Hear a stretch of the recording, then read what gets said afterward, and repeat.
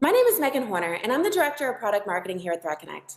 What you're about to see is a demo of the ThreatConnect platform through the eyes of an analyst trying to understand if a submitted phishing email is legitimately dangerous, and then, if it is, taking further action right from ThreatConnect, a use case a lot of you are probably familiar with.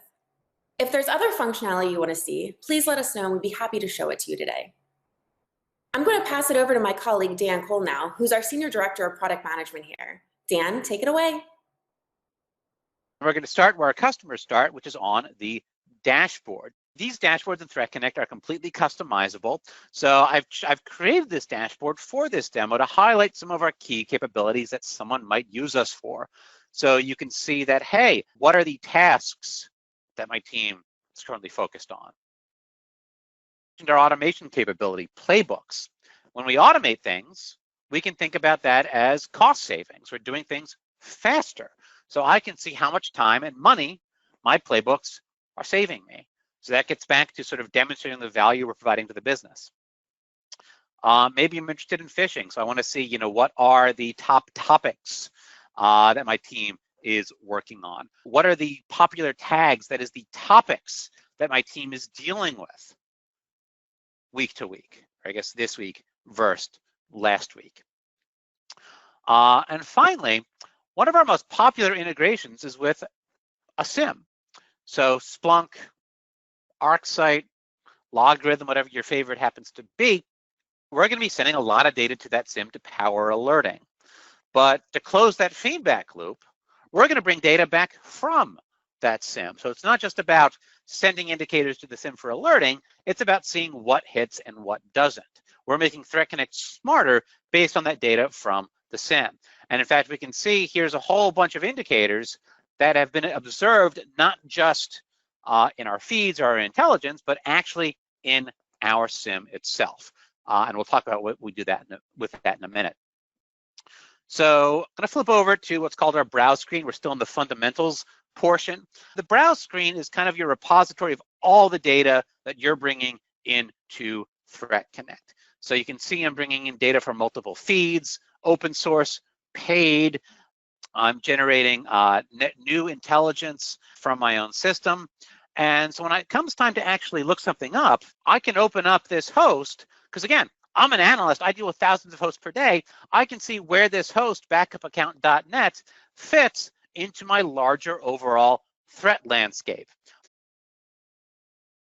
So I have all this additional context on this indicator in terms of why is it in here? What do I know about it? Where does it fit into my larger threat landscape? So I can see, for example, oh, it's connected to an incident. So I have some additional context around this indicator that I'm storing in ThreatConnect. So let's go back out to the dashboard. So let's now talk a bit about, we have that sort of Intel repository portion where backupaccount.net lives and it's connected to incidents and other things. Let's dive into the fish. So I like to say that ThreatConnect kind of lives and dies by what we can connect to ThreatConnect. So we have hundreds of out-of-the-box integrations, and some of those are with phishing detection systems. So what we want to do now is see what happens when one of those phishing detection systems pops off an alert and assigns it to an analyst in ThreatConnect for further investigation. And the way we do that is with a feature called Playbooks. Playbooks is our automation capability. So what I have here is a playbook that is designed to take an alert from a phishing detection system, analyze it, and then prep it for a human analyst. So every playbook starts with a trigger. This is the thing that the playbook is listening for in real time to actually kick off. In our example, it's an alert from our phishing system. But this could be something like a timer goes off, or someone added a new incident, or our SIM did something, really anything. And then once the trigger goes off, then we get into the apps. The apps are the things that actually run when that trigger goes off. So in our phishing example, what we're going to do is we want to create a case to assign to a human analyst to work on. So we're going to create that case. We're going to add some context to it. We're going to apply a severity, and I'll get into that later. And we're going to grab some additional context around the email itself, add some annotations. But we have hundreds of apps that can be used for everything from enrichment to analyzing malware, to just doing basic programming operations to get all of these different tools collaborating together. So I'm going to turn this back on. And I'm going to kick this off as if we had that alert go off. So it's a demo, so I'm not actually getting an alert. I'm simulating an alert. So what that is going to do is actually assign something to the analyst. But the question is, how do we actually know what that analyst is going to do? So that's where a feature comes in called workflow. Workflow is our capability for doing case management and investigations. And every workflow starts with what we call a workflow template. So if you imagine you've got your senior analysts, the people who have been around for years, who know their stuff, they have all this knowledge for how to deal with different types of threats. So these workflow templates basically work to take that knowledge out of their heads and put it into a machine-readable process flow. So I showed you this browse screen, which shows how Threat Connect is a single source of truth for threats. This is a single source of truth for how to respond to those threats. So how do we do an investigation, for an email investigation? How do we respond to a DDoS attack?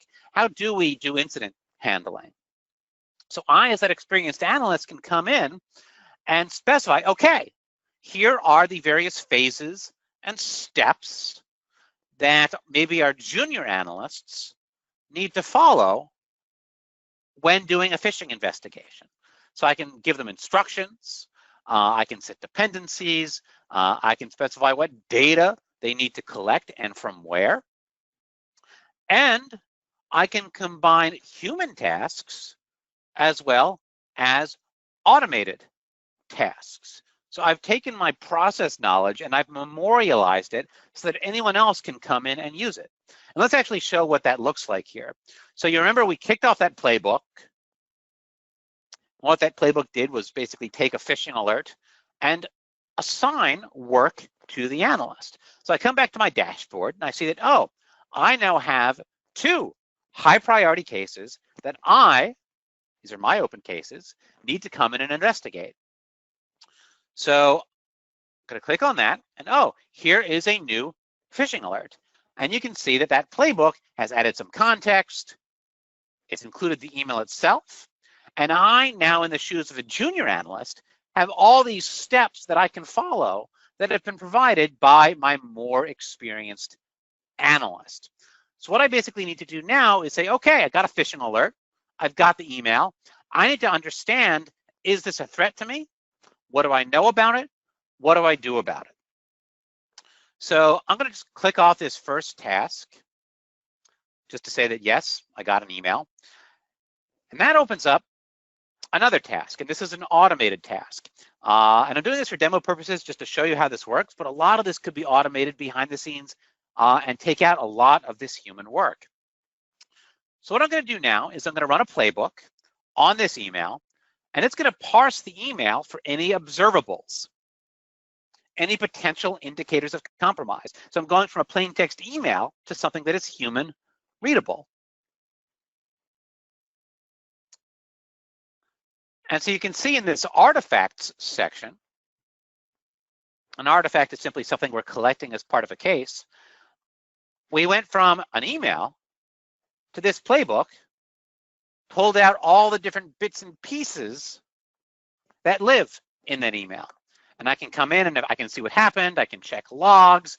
I can monitor activity of what's going on behind the scenes here. But what's important to me as an analyst is, hey, all that has been pulled out for me. And so what do we got here? Well, we've got Google. So maybe this is like a legitimate email, or maybe this is an attacker trying to spoof Google. And then I've got a whole bunch of stuff. I've got email addresses. I've got domains that are in the email. I've got URLs. And I, as the analyst, now need to know, is this a threat? Is this a false positive? What do I do about it? And you can see here, I've got all these analytics. So Google, I know Google is fine. But if this were less popular in Google, I've got these analytics telling me that this is benign. But then I've got these other domains, including backupaccount.net. Threat Connect is telling me on the fly in real time that that email that just came in contains a host that is potentially malicious.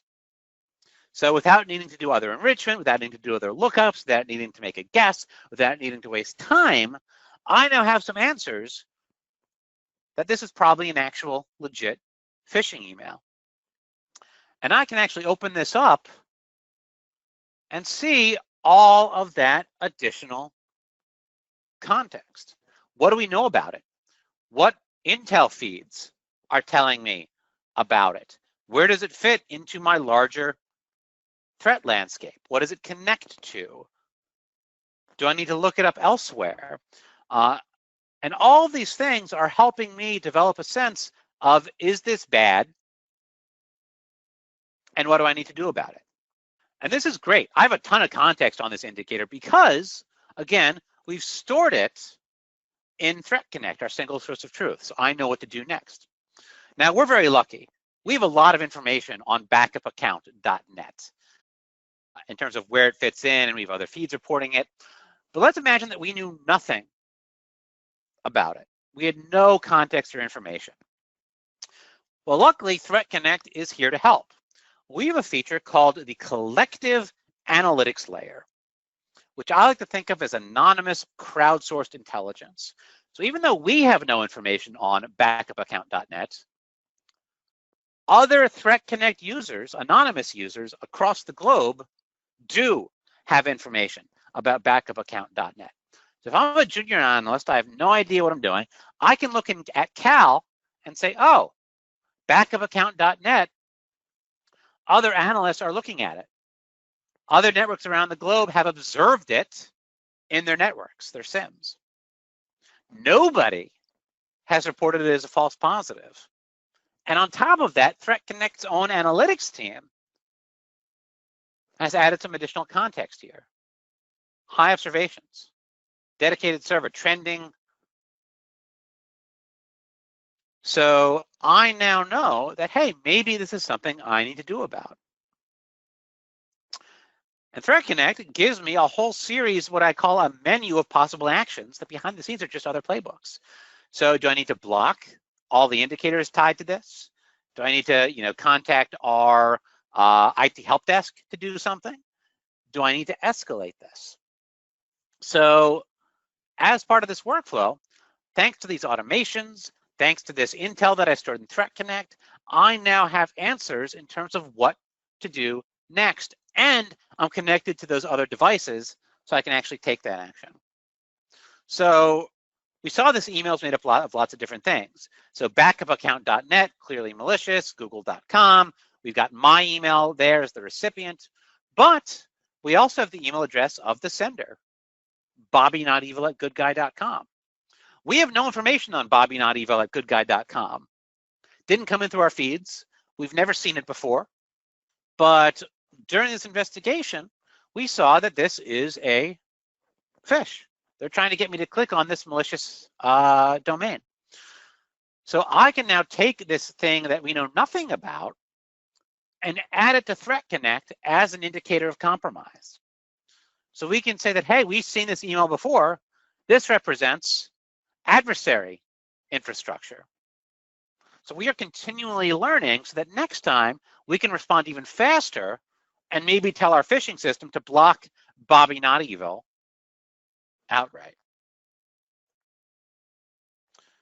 Now, all of that activity, from going down the alert to assigning the work out, to the intelligence we're bringing in, to the new intelligence we're created from cases, can be bubbled up to this dashboard so that I, as the analyst or the team leader, can get a sense of what I need to work on today, what's been worked on yesterday, and the value that we are getting out of Threat Connect.